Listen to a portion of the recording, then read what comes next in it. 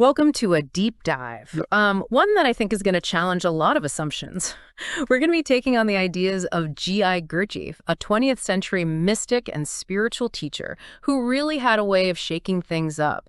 And you've given us a collection of his lectures and writings. And what's immediately striking is how much of it feels like we're part of a conversation unfolding. Yeah. That's what makes this deep dive so intriguing. Yeah, it's not about passively absorbing information. He really wanted to engage people directly, make them question everything they thought they knew. And there's this captivating story about how P.D. Ouspensky, another seeker, first encountered Gurdjieff. Right. It's recounted in Ouspensky's book, Glimpses of Truth. Yeah. Ouspensky had spent years digging into occult literature, but felt frustrated by the lack of real practical knowledge.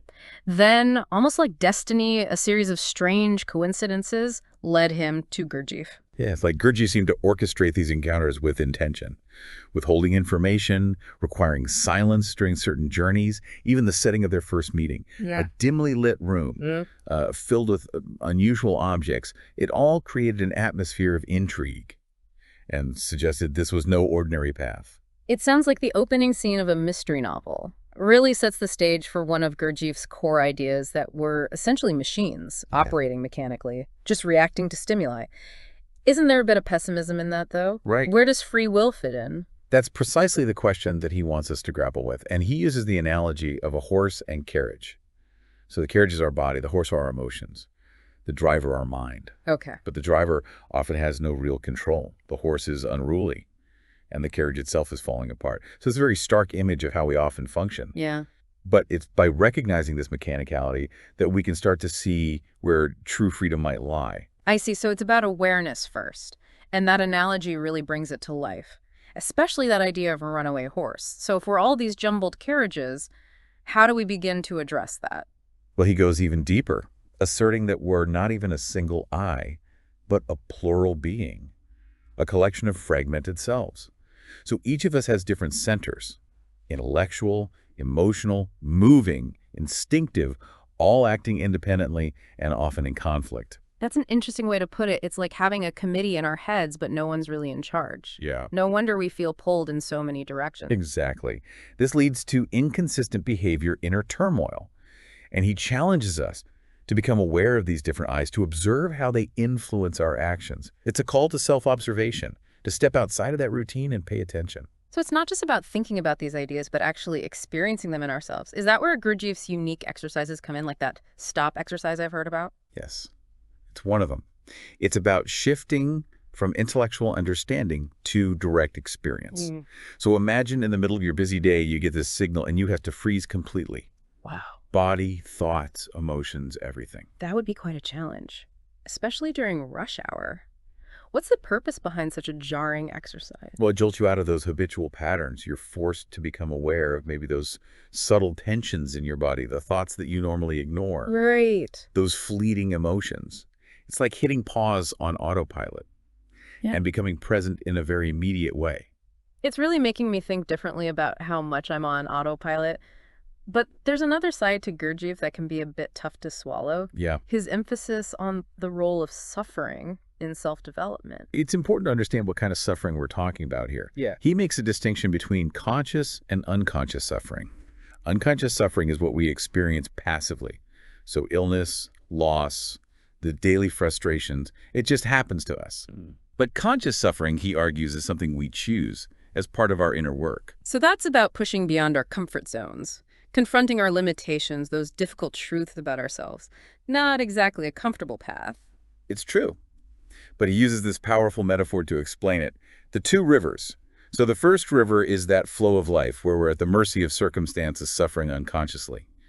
The second river represents the path of conscious evolution, where we choose to engage in the inner struggle, using suffering as a catalyst for growth. That's a striking image. What I'm getting from this is that we have a choice in how we relate to our experiences. We can be victims, or we can use challenges as fuel for change. But that choice requires a level of awareness. Right. Most of us don't have yet. Precisely.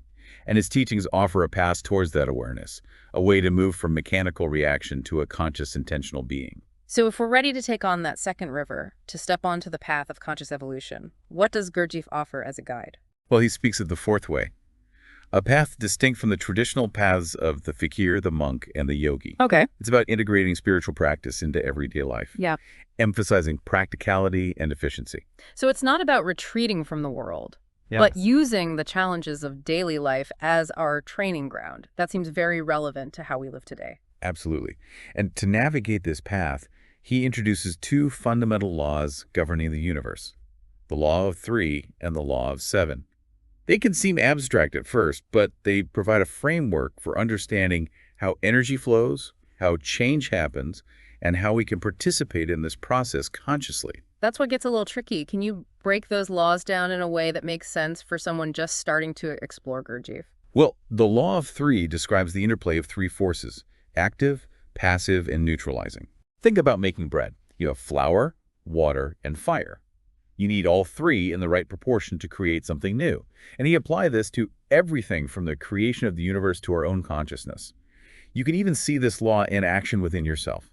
Every decision requires an active force, which is your intention, a passive force, which is the situation you're in, and then a neutralizing force, your ability to adapt. Wow. I've never thought about it that way. It makes this abstract concept much more tangible. So what of the law of seven? That seems even more mysterious. The law of seven describes the cyclical nature of energy and the obstacles that we encounter on the path. So it's like a musical scale. Certain intervals require extra effort to reach. And this law helps us understand the inevitable ups and downs of growth, that development isn't always linear. So if the law of three is about the ingredients of change, the law of seven is about the process, the recipe itself. It's fascinating how he applied these universal laws to personal development. Yeah, a key part of his system. But he also went beyond lectures and theory. He saw art, especially ancient art, as a powerful means of transmitting knowledge. Now that really sparks my curiosity. He's talking about sacred dances, music, even specific movements holding hidden meaning. Right. It sounds like a secret language. It's about what he called objective art. Think of ancient temples or cathedrals. Their proportions, geometry, weren't just about aesthetics. They encoded specific knowledge about the universe, a way to transmit wisdom directly, bypassing the limitations of language. That's an incredible concept. So it's not just about appreciating the beauty, but about deciphering the message, the knowledge encoded within it. Exactly. And this knowledge for him wasn't meant to be passive. It was meant to be actively engaged with, a catalyst for inner transformation. This is mind-blowing, but how did he see this hidden knowledge playing out in everyday life beyond art? Well, he also explored the impact of external influences, both physical and psychological. He called these influences and emanations, and believed they constantly shape our thoughts, feelings, and behaviors. Are we talking about things like planetary influences, or even the subtle energies we exchange with each other? Precisely. He believed we're bombarded by these influences, mostly unaware of their impact. Some are beneficial, others detrimental, but they can shape our destiny without us even realizing it. So if we're not even aware of the forces shaping us, how can we be free? This is raising so many questions. That's exactly what he wanted. Yeah. And he suggests paying attention to our reactions, noticing what triggers strong emotions, those repeating thought patterns, even what environments make us feel energized or drained. It's about becoming a detective of our own inner world. I love that. So much to think about just in this first exploration of Gurdjieff. But before we wrap up this part of our deep dive, I have to mention his aphorisms. Oh, yeah. They're like these little bombs of wisdom. They are. Yeah. So concise yet so thought-provoking. They really stay with you. One that really hit me is, believe nothing, not even yourself. It's a reminder to constantly question, to not take anything for granted, to stay open to the possibility that we could be wrong. And given how much information we're bombarded with these days, I find this one incredibly relevant. The chief means of happiness in this life is the ability to consider externally, always internally, never. It's a call to focus on what's actually happening, not get lost in the endless chatter of our minds. That's so true. And then there's this one that feels like a warning, but also an encouragement. If you already know it is bad and do it, you commit a sin difficult to redress. It's about aligning our actions with our understanding, about not letting those lower impulses rule us, even when we know better. What strikes me about these aphorisms is how he could distill such complex ideas into these potent, memorable phrases. We've only just scratched the surface, but my mind is already buzzing. I'm starting to see things in a new light. What about you? It's been an eye-opening exploration. While rooted in ancient wisdom, his ideas feel incredibly relevant to the challenges we face today. This emphasis on self-awareness, Conscious effort and the possibility of inner transformation feels more vital than ever, and we have a lot more to uncover. Welcome back. As we continue to unpack Gurdjieff's ideas, there's one area that might surprise you: his views on religion. Oh, yeah, that's true. From what I've read so far, he didn't exactly fit into any neat religious category. Did he even consider himself religious? It's complex. Yeah. He didn't adhere to any specific dogma, but he held a deep respect for the core principles of many spiritual traditions. Right. He saw religion as a potential path to truth, but also recognized its potential for misuse. He was more interested in what he called esoteric Christianity, so like the inner psychological meaning behind the symbols and the stories. So he wasn't throwing out the baby with the bathwater. He saw value in those traditions, but emphasized separating the essence from the often rigid structure. Yeah. It's about looking beyond the surface level, right? Exactly. He even suggested that figures like Christ were men of knowledge, possessing this deep understanding of the laws governing the universe. Not necessarily divine beings in the traditional sense, but individuals who had achieved a higher level of consciousness. Now, that's a perspective you don't hear every day. It really challenges us to re-examine those familiar religious figures and texts. Was he suggesting we reinterpret them through this lens of conscious evolution? In a way, yeah. For him, it was always about personal experience, not blind belief. He encouraged active seeking, experimenting, verifying truth for oneself. He wasn't interested in converting anyone to a specific belief system. He wanted people to wake up, to engage with life consciously. It was about taking responsibility for your own development, not relying on external authorities. Yeah. And speaking of development, Gurdjieff had some radical ideas about human potential. Right. Things that go beyond what we normally consider possible. Absolutely. One of the most intriguing is his concept of the astral body. Okay. Now, this isn't about astral projection or out-of-body experiences in the New Age sense. Right. He described the possibility of developing a second, subtler body within us, composed of finer matter vibrating at a higher frequency. This is where it gets really fascinating, but also a bit hard to wrap your head around. Was he saying we have this hidden potential within us waiting to be unlocked? In essence, yes. He believed humans are capable of much more than we realize, that we can evolve beyond our current limitations, both physically and psychologically. But this evolution isn't automatic. So it's not just about wishing it would happen. What did he say was required to reach this higher potential? He called it work on oneself, Okay. a deliberate process of transforming our being, refining our energies, and cultivating self-awareness. And this brings us to another key concept: crystallization. From what I've read, that sounds like a very specific process, not just a general idea of self-improvement. It is. He described it as the accumulation of a certain kind of energy, this finer matter, which can eventually crystallize into this new body, the astral body. But this crystallization requires conscious effort directed by understanding. It's a delicate process. So it's almost like alchemy, transforming our inner makeup through intentional effort. Was there a specific path he outlined for achieving this crystallization? Well, he spoke of the necessity of working with the whole machine. So it's not enough to have good intentions or intellectual understanding. Right. We have to put those ideas into practice, engage in the inner work that transforms us from the inside out.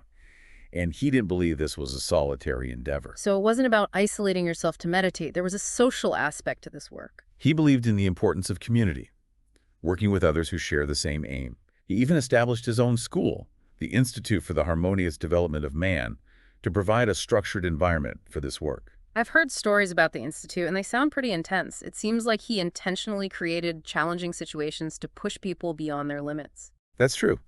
He wasn't afraid to use unconventional, even provocative methods to disrupt complacency and force people to confront their mechanical habits. He wanted to shake people awake, and sometimes that required a jolt. So, a little bit of trickster, maybe even a provocateur. But was there also a lighter side to Gurdjieff? Did his students find any humor or joy in this intense process? Absolutely. He had a mischievous side, a twinkle in his eye, even when delivering the most profound truths. Yeah. He understood the power of humor to disarm the ego and open people to new possibilities. It wasn't all grim determination. There was joy, laughter, a sense of adventure in the journey. That's a relief to hear. It reminds us that even when tackling difficult concepts and practices, there's still room for lightness Right. and even fun along the way. Exactly. It's about waking up to the fullness of life, the incredible potential that lies within each of us. That's something to be celebrated, not feared. Okay, so let's talk about some of the specific practices he offered to help us wake up. We've already touched on self-remembering. And the stop exercise. What other tools did he suggest? Well, he placed great emphasis on working with the different centers within us, intellectual, emotional, moving, and instinctive. And he taught that each center has its own language, its own way of processing information. So it's like having multiple operating systems running at the same time. And if we don't understand them, we're just at the mercy of their whims. Precisely. One key to harmonious development is learning to coordinate these centers to align them with a higher purpose. And he offered a variety of exercises, many focused on developing conscious attention. I remember him talking about dividing attention. Instead of getting completely lost in what we're doing, we can learn to simultaneously observe ourselves. Right. Become present to our thoughts, feelings, and sensations. That's a crucial skill. As long as we're identified with our thoughts and emotions lost in the content of our experience, we're just reacting mechanically. We can't truly choose how to respond. So it's about creating a space between ourselves and our experience, a space for observation and reflection. That's where real choice becomes possible. He even suggested that this capacity for self-observation, for dividing our attention, allows us to escape the limitations of time. He believed that time as we experience it is subjective. That's a mind bender. Can you explain how he connected self-observation to the experience of time? Well, he observed that when we're fully absorbed in something, time seems to fly. Right. But when we're bored, time drags on forever. It's relative to our state of mind. And he believed that when we're lost in those thoughts and emotions, our inner world becomes this chaotic jumble of associations. It's like our internal clock gets thrown off by all the noise and distractions. Exactly. But he pointed out that this constant stream of associations is what creates the subjective experience of time. If we can learn to quiet the mind, to break free from that incessant chatter, we can experience time differently. So developing sustained attention, practicing self-remembering could actually change our experience of time. That's a powerful idea. Yeah, it speaks to the transformative potential of his teachings. It's not just self-improvement in the conventional sense, but a radical shift in consciousness, a change in our relationship to ourselves, to the world, and even time itself. This is giving me a whole new perspective on what self-development can mean. It's not just about setting goals and achieving them, but about a fundamental shift in our way of being. And that transformation, as he emphasized, requires engaging our whole being, thoughts, feelings, sensations, actions. He stressed the importance of working with the whole machine. Right. It's not enough to have an intellectual grasp of the ideas. We have to put them into practice, do the inner work. He offered a wealth of guidance for how to do this work, exercises, movements, even dietary recommendations. But he also warned against approaching this work mechanically without understanding. So not blindly following rules, but understanding the principles behind them. Yes. There's a need for discernment, for adapting the practices to our individual needs and circumstances. Absolutely. He also stressed having a qualified guide, someone who has traversed the path and can offer support. That makes sense. This is challenging work, and having someone who's been there before can make all the difference. It's not something you can just pick up from a book. And I think that's one of the most valuable aspects of his legacy. He didn't just leave behind teachings, but a lineage of teachers and schools that continue to transmit his work. It's a living tradition. So there's still a community around these ideas, people who are actively engaged in this work, helping others to find their own path. Exactly. Perhaps this is a good moment to pause, reflect on what we've explored so far, and see what resonates most deeply with you, what stands out, what sparks your curiosity, what makes you want to dig deeper. We'll continue our deep dive in the next part, exploring some of his more challenging ideas. Things like the nature of good and evil, the role of suffering, and the possibility of transcending our mechanical limitations. But for now, I encourage you to consider, how might his teachings inform your own journey of self-development? What aspects of your machine are you most curious to explore? And what might it mean to live with greater intention, awareness, and presence in this very moment? Welcome back. We've been exploring some pretty profound ideas, and now on this final part of our deep dive into Gurdjieff, I'm really curious to tackle some of his more challenging concepts. He certainly didn't shy away from those. One that stands out and often creates controversy is his take on good and evil. Yeah, that's one I've been wrestling with. It seems like he goes against conventional morality, suggesting that these concepts aren't fixed absolutes. How to make sense of that? Well, Gurdjieff suggested that good and evil are relative, dependent on context and even the level of being we're operating from.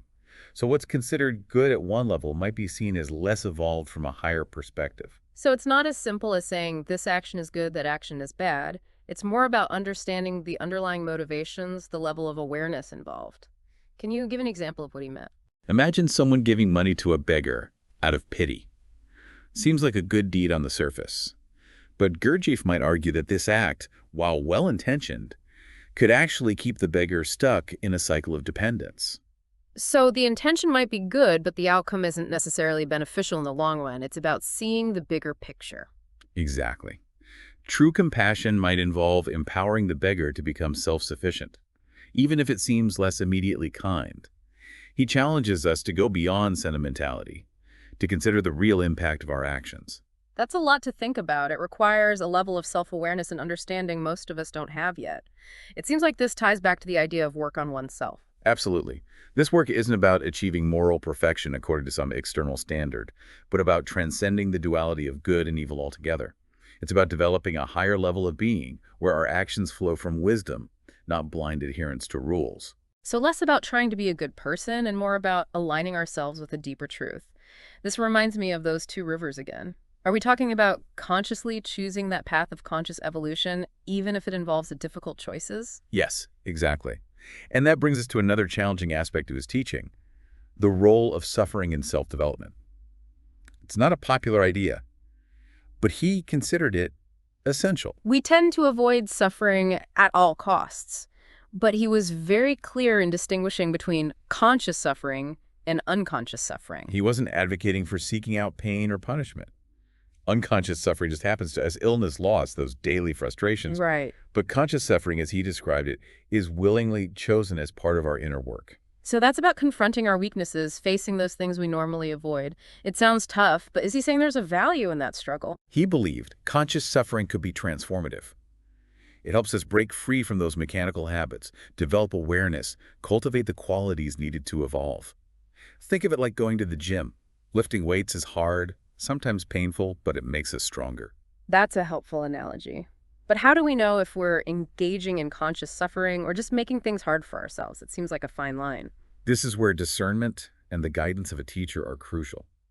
It's not about seeking out pain for its own sake, but using challenges as opportunities for growth. Remember the story of Ouspensky's first encounter with Gurdjieff. Those initial trials, the deliberate withholding of information, were a form of conscious suffering, designed to push him beyond his usual way of thinking. That's right. He seemed to have a knack for setting up those kinds of situations. So are we talking about consciously stepping into that second river, choosing to engage in those inner struggles even when it's difficult? Precisely. And he offered an entire system to help us navigate this path, to develop the qualities needed to become more conscious, more intentional, more fully alive. So as we come to the end of this deep dive, what are some key takeaways we can apply in our own lives? Where do we begin? First, I think it's about waking up. Becoming aware of those mechanical habits, those unconscious reactions that drive so much of our behavior. It's about questioning those ingrained assumptions we hold about ourselves and the world. It's a call to move beyond blind faith, to seek direct experience, to become responsible for our own evolution. Exactly. And he reminds us that we are capable of so much more than we realize. We have the potential to move beyond our perceived limitations and live a life of meaning and purpose. But that transformation takes effort, and yes, even a bit of conscious suffering. It's not an easy path, but it offers the possibility of profound change. It's a path of self-discovery, of confronting those aspects of ourselves we'd rather avoid. But by doing so, by engaging in that inner work, we open ourselves to a deeper connection to the truth of our being. This deep dive has been quite a journey. I'm feeling a renewed sense of curiosity, a desire to explore these ideas further to see how they can be applied in my own life. That's the beauty of his work. It sparks that inner fire, that thirst for knowledge and understanding. It's a lifelong exploration filled with challenges and moments of profound insight. Gurdjieff may have been a controversial figure, but there's no denying the power of his ideas. They shake us awake, challenge us to think differently, and inspire us to become more than we thought possible. He left us with a legacy of tools and techniques, a roadmap for inner transformation, and a challenge to move beyond our mechanical existence. So, as Gurdjieff himself might say, the work begins now. Thanks for joining us on this deep dive. Keep questioning, keep exploring, and keep waking up to the incredible potential that lies within you.